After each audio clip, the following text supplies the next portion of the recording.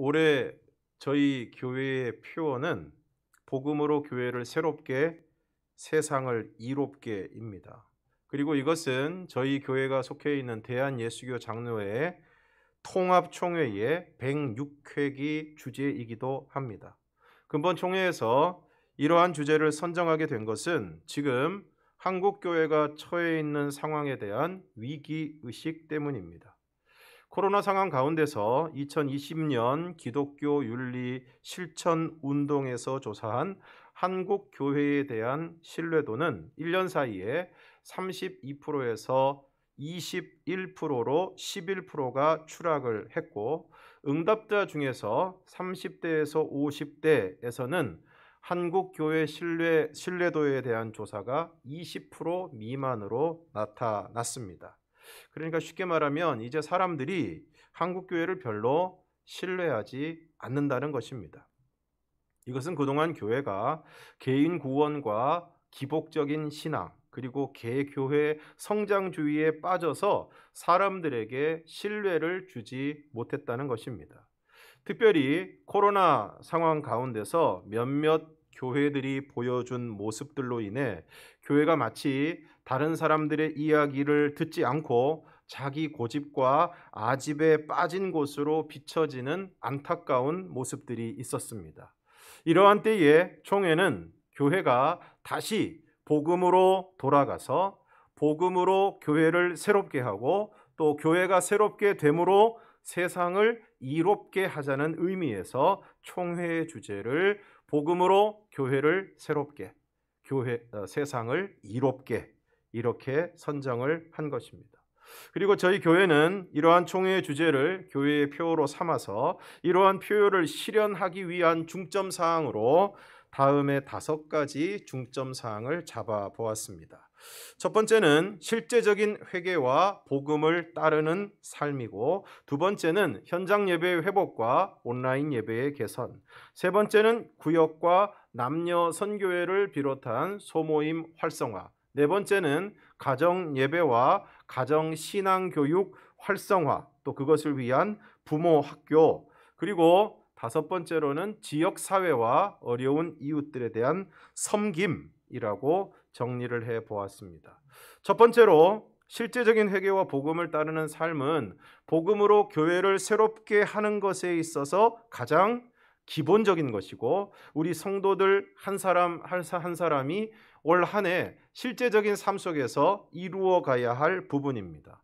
두 번째, 현장 예배의 회복과 온라인 예배의 개선은 여전한 코로나 상황 가운데서 무엇보다 예배의 회복을 통해서 교회를 새롭게 하자는 의미이고, 또 구역과 남녀 선교회를 비롯한 소모임의 활성화는 복음으로 세워진 초대 교회가 서로 교제하고 떡을 떼며 성전에서 가정에서 모이기를 힘썼던 것처럼 계속되는 코로나 상황에서 저희들이 모이지 못하고 또 교제하지 못하는 이 침체된 상황 속에서 구역 모임과 또 남녀 선교회를 중심으로 해서 새롭게 활성화를 모색해 보자는 것입니다. 그리고 교회 학교와 다음 세대의 신앙을 전수하는 차원에서 가정 예배와 가정 신앙 교육 활성화를 이루고자 하는데, 역시 코로나로 계속해서 교회 학교가 모이지 못하고 반모임과 공과 공부, 수련회와 성경학교가 제대로 이루어지지 않는 상황, 그리고 시간이 갈수록 다음 세대의 신앙을 전수하는 것이 어렵고 부모님 세대의 신앙이 자녀 세대에 이어지지 못하는 안타까운 상황 속에서 가정 예배와 가정 신앙 교육을 통해 이러한 어려움을 타개해 나가고자 하는 것입니다. 그래서 저희 교회는 2월 중순경에 교육부 차원에서 가정 신앙 교육 활성화를 위한 부모 학교를 개설하여 우리 부모님들이 가정에서 우리 아이들을 어떻게 신앙 교육을 하고 또 자녀들과의 관계를 잘 이루어 갈 것인가에 대한 교육을 진행하려고 합니다.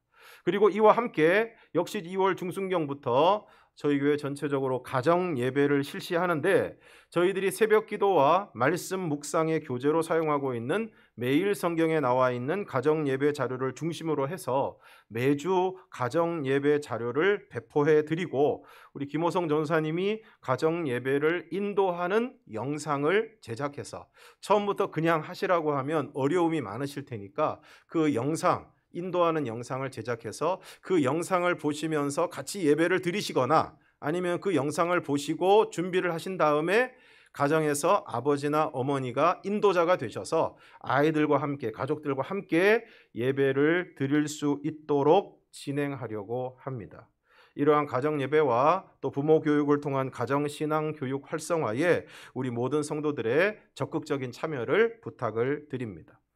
그리고 복음으로 교회가 새롭게 되어 세상을 이롭게 하는 차원에서는 신명기 16장 11절에 나오는 말씀처럼 너는 내 자녀와 노비와 내 성중에 있는 레위인과 너희 중에 있는 객과 고아와 과부와 함께 하나님 여호와 앞에서 즐거워하라 하신 말씀처럼, 복음으로 새롭게 된 교회와 성도들이 앞으로 더욱 지역 사회와 또 우리 주변에 있는 어려운 이웃들의 상황과 필요를 더욱더 잘 돌아보고 파악을 해서 그것에 대한 구체적인 섬김과 도움이 이루어질 수 있도록 최선을 다하려고 합니다.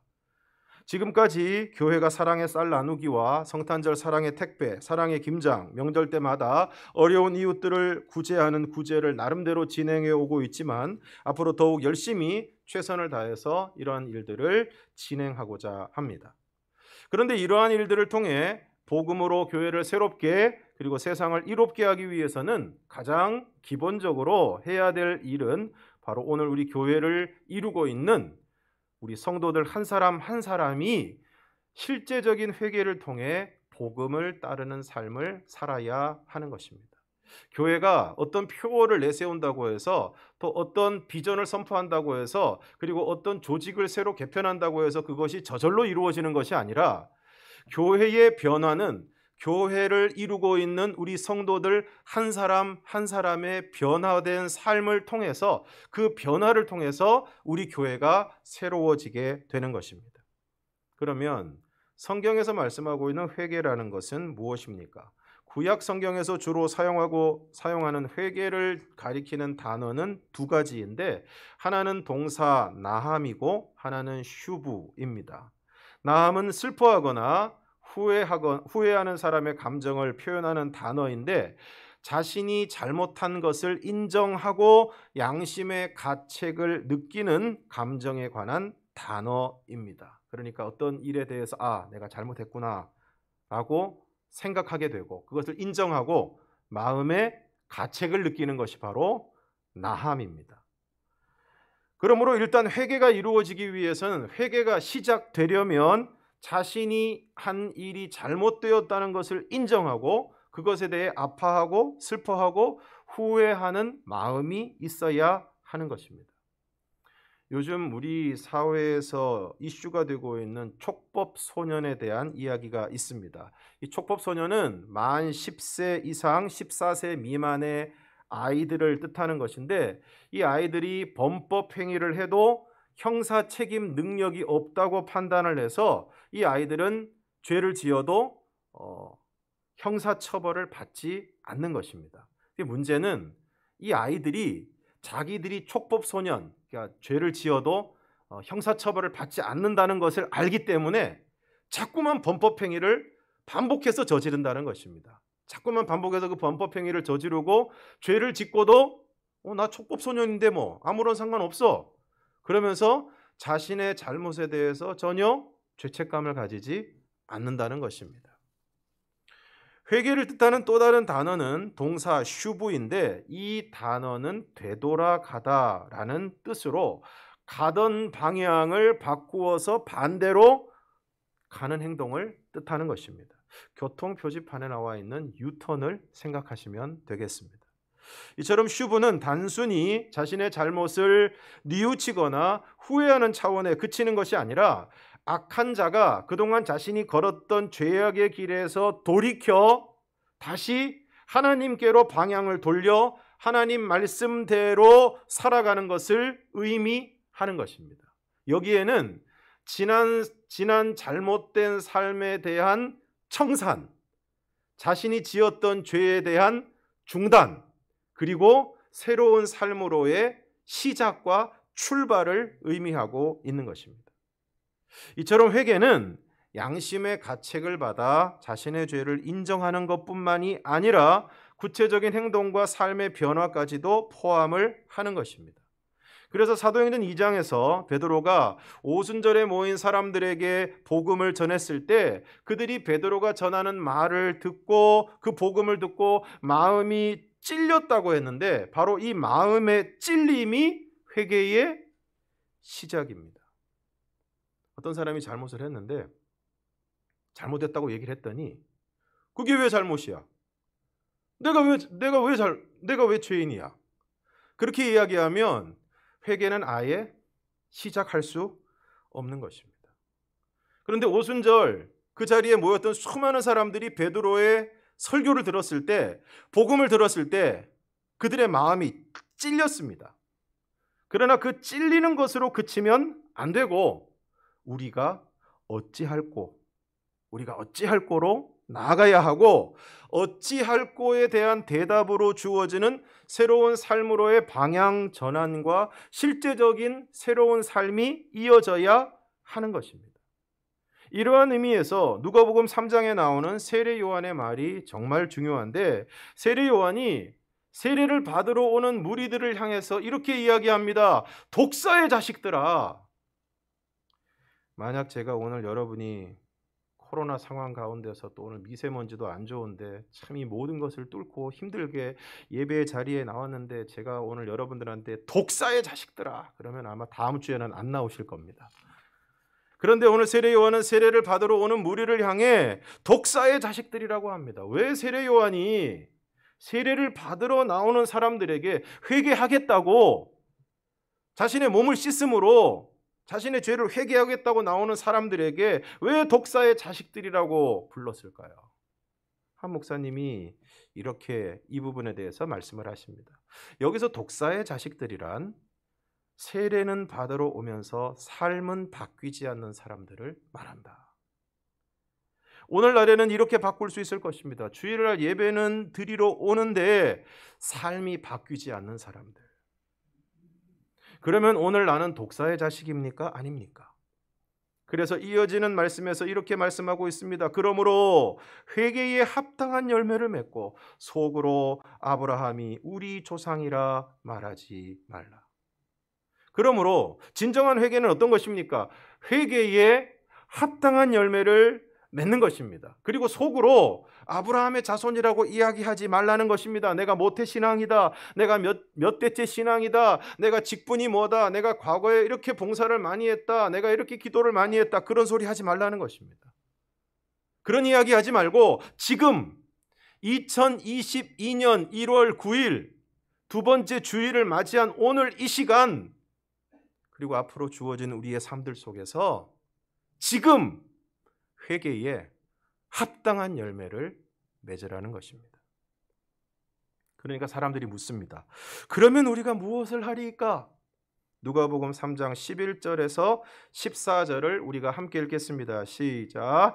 대답하여 이르되 옷 두 벌 있는 자는 옷 없는 자에게 나눠줄 것이요 먹을 것이 있는 자도 그렇게 할 것이니라 하고 세리들도 세례를 받고자 하여 와서 이르되 선생이여 우리는 무엇을 하리까 하매 이르되 부과된 것 외에는 거두지 말라 하고 군인들도 물어 이르되 우리는 무엇을 하리까 하매 이르되 사람에게서 강탈하지 말며 거짓으로 고발하지 말고 받는 급료를 족한 줄로 알라 하니라.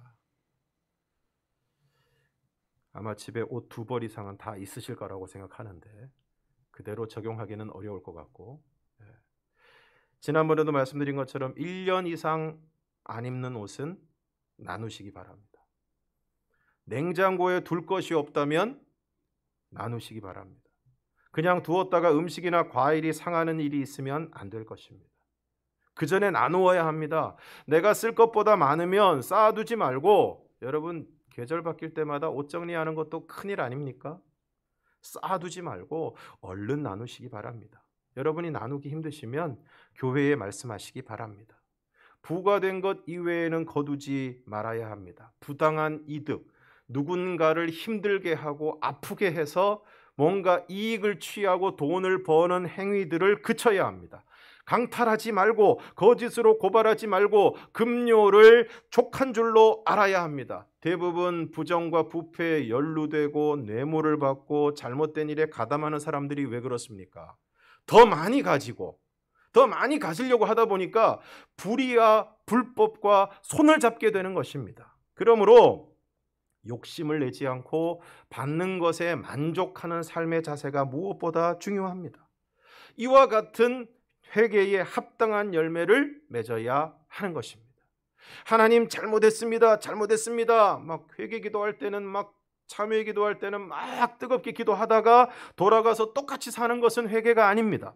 오늘날 한국 교회가 성도들이 주일날 예배를 드리면서 하는 회개 기도를 면죄부로 생각하고 뭐 죄를 지어도 또 주일에 가서 회개하면 되지 뭐. 그 다음에 또 죄를 짓는 것에 대해서 아파하지 않기 때문에 영적인 불감증에 걸려서 진정한 회개를 하지 않고 진정한 회개에 합당한 열매가 없는 형식적인 신앙생활이 오늘날 이름뿐인 교회와 교인들을 만들어 내었습니다. 그런 의미에서 삭개오의 회개는 진정한 회개의 전형입니다. 누가복음 19장 8절 주여 보시옵소서 내 소유의 절반을 가난한 자들에게 주겠사오며 만일 누구의 것을 빼앗은 일이 있으면 네 갑절이나 갚겠나이다. 그때 예수님께서 뭐라고 말씀하십니까? 오늘 구원이 이 집에 이르렀으니 이 사람도 아브라함의 자손이미로다. 그러므로 사랑하는 성도 여러분, 새로운 2022년 어떤 사람이 되시겠습니까? 예배는 드리러 오지만 삶이 바뀌지 않는 독사의 자식이 되시겠습니까? 회개에 합당한 열매를 맺는 아브라함의 자손이 되시겠습니까? 올 한 해는 우리 모든 성도들이 회개에 합당한 열매를 맺는 진정한 회개를 이루어 우리 모든 성도들이 새롭게 되고 우리 모든 성도들이 새롭게 됨으로 교회가 새롭게 되고 교회가 새롭게 됨으로 세상을 이롭게 하는 은혜의 역사가 있기를 주님의 이름으로 축원합니다. 함께 찬양하겠습니다. 고요히 주님 앞에 와 내 모습 돌아볼 때 순간순간의 그 모든 일이 죄와 허물 뿐입니다. 주님의 손과 발에 다시 못을 박던 이 죄인 주님 앞에 무릎 꿇고 용서를 빕니다. 찬양하겠습니다.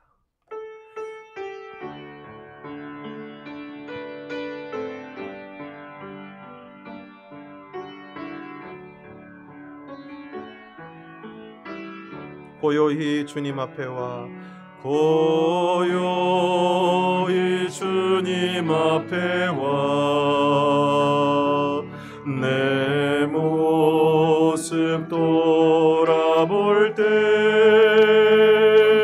순간순간에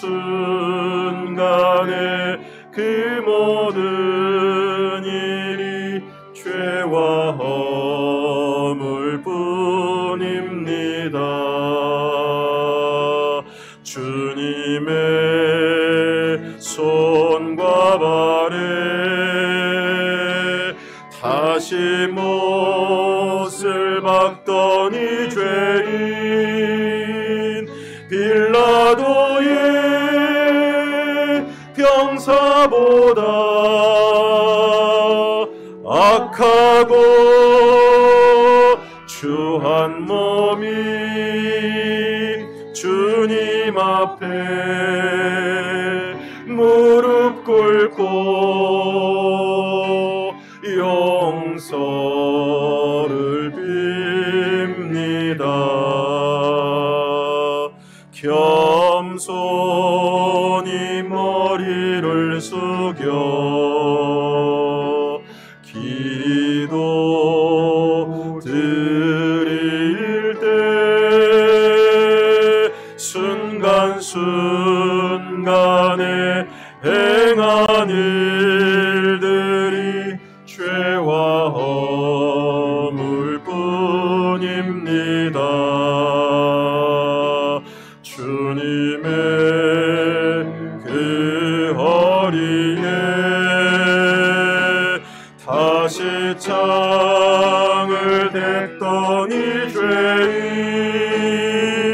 빌라도의 군중보다 악하고 추한 몸이 우리 주님 그 앞에서 용서를 빕니다. 두 손을 마주 붙잡고 눈을 감으면 순간순간에 그 모든 일이 죄와 허물 뿐입니다. 주님의 그 옷자락 다시 잡아 찢던 이 죄인 로마 병정 그보다 더 악하고 추한 몸이 십자가를 바라보며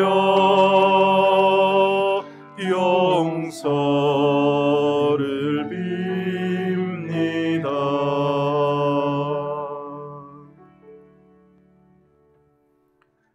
아버지, 올 한 해에는 오늘 우리들이 민노라 하면서도 또 때때로 잘못했다고 생각하고 가책을 느끼고 마음에 아파하면서도 여전히 그 모습 그대로 살아가지 않게 하여 주시고, 정말 회개에 합당한 열매를 맺는 구체적인 돌이킴과 청산과 변화가 있는, 잘못했다고 생각하면, 이것이 잘못된 것이라고 생각하면 그 일을 그치게 하시고 끊어버리게 하여 주시고 돌이키게 하여 주셔서 이제는 새로운 삶을 살아가는 저희들, 변화된 모습으로 살아가는 저희들이 되게 하여 주시고, 오늘 우리 모든 성도들이 그와 같이 실제적인 회개를 통해 복음을 따라 사는 삶으로 나아감으로 오늘 우리 한 사람 한 사람이 새롭게 되므로 교회가 새롭게 되고, 교회가 새롭게 되므로